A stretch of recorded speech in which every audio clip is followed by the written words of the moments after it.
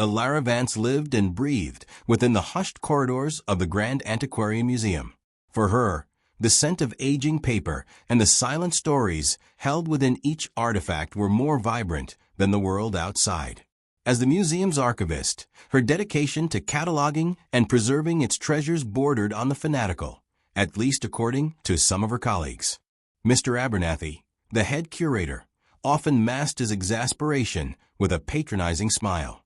"Ilara," he'd say, his voice laced with a hint of weariness, "must we truly document the precise number of threads per square inch on this tapestry fragment?" But Ilara operated on a different plane of understanding. To her, the seemingly insignificant details were the very fabric of history. A faint watermark on an ancient map could reveal its origin. A nearly invisible repair on a porcelain vase could speak volumes about its survival. Her meticulousness was not an affectation. It was the language through which the past whispered its secrets. The morning the serpent's eye vanished, the museum's usual quietude was replaced by a frantic energy. The legendary diamond necklace, a breathtaking piece rumored to have adorned Cleopatra, was gone. Its display case, fortified with layers of security technology, showed no signs of forced entry. The laser grids remained unbroken, the pressure plates undisturbed. It was an impossibility, a phantom theft that left the museum staff reeling in disbelief. A tense press conference was called. Mr. Abernathy, his face pale and etched with worry, addressed the throng of reporters. Just as the atmosphere threatened to descend into utter despair, he made an unexpected announcement. "We believe," he stated, his voice barely above a whisper, "that the key to this perplexing situation lies within our institution. Our archivist, Ms. Ilara Vance, is the daughter of the late Dr. Evelyn Reed, the visionary architect who designed the very security system that was seemingly bypassed." A ripple of surprise spread through the assembled journalists. Ilara, usually a quiet presence amidst the museum's grandeur, suddenly found herself the focus of intense scrutiny. Mr. Abernathy continued, his gaze fixed on Ilara, who stood slightly apart, her expression a mixture of shock and dawning realization. "Dr. Reed," he explained, imparted to her daughter an intimate understanding of this museum's security infrastructure, its strengths, and, perhaps more crucially, any potential weaknesses that might exist. The very meticulousness that had once been the subject of gentle mockery now cast Ilara in a new light. While seasoned detectives and security experts scoured the museum for conventional clues, Ilara retreated to the hushed sanctuary of the archives. She immersed herself in her meticulously organized records, pulling out blueprints, security protocols, and a collection of her mother's personal notebooks, their pages filled with intricate diagrams and cryptic annotations. Days blurred into nights. Ilara existed on a diet of stale biscuits and lukewarm tea, her mind racing, piecing together fragments of information. Her colleagues, once dismissive of her detailed work, now approached her with a newfound respect, their faces reflecting a desperate hope.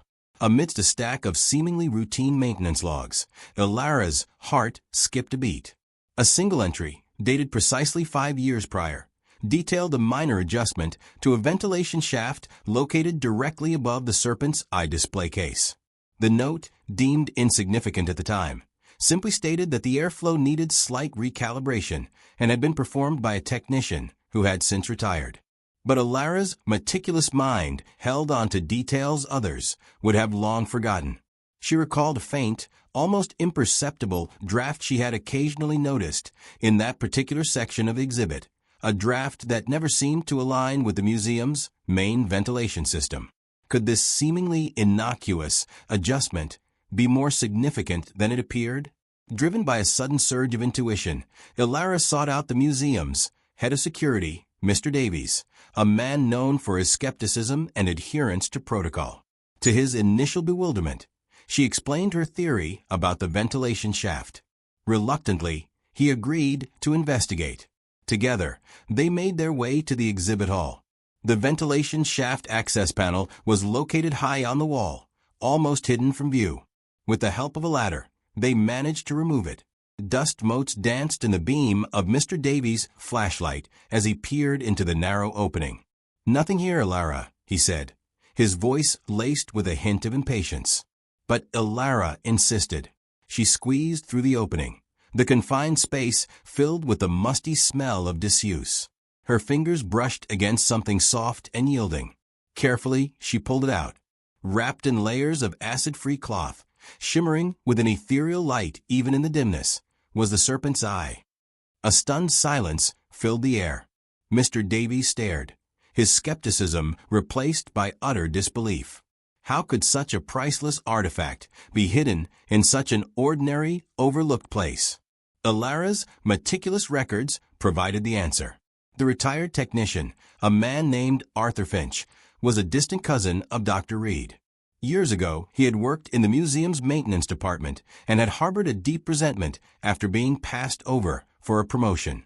Ilara's meticulously catalogued employee records confirmed his connection to her mother's family.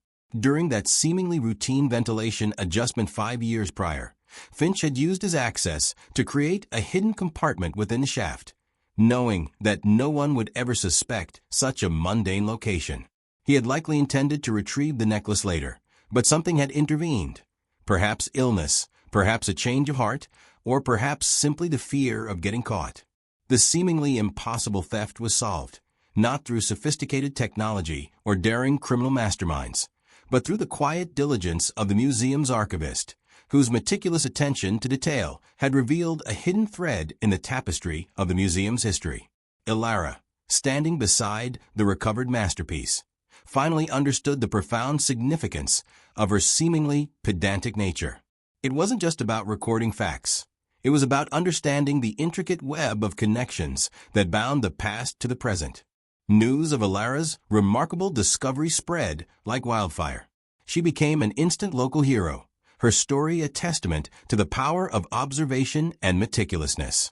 Mr. Abernathy, his face beaming with genuine admiration, publicly lauded her efforts, acknowledging his past misjudgments. The Grand Antiquarian Museum had been saved, not by its advanced security system, but by the quiet dedication of its meticulous archivist. And so, the tale of Ilara Vance, the archivist whose painstaking attention to detail unraveled an impossible mystery, became a cherished part of the museum's lore. If you found this story captivating and enjoyed this journey into the world of meticulous detail and unexpected discoveries, be sure to subscribe to my channel for more intriguing narratives and mind-blowing tales. Your support helps me continue to bring these stories to life.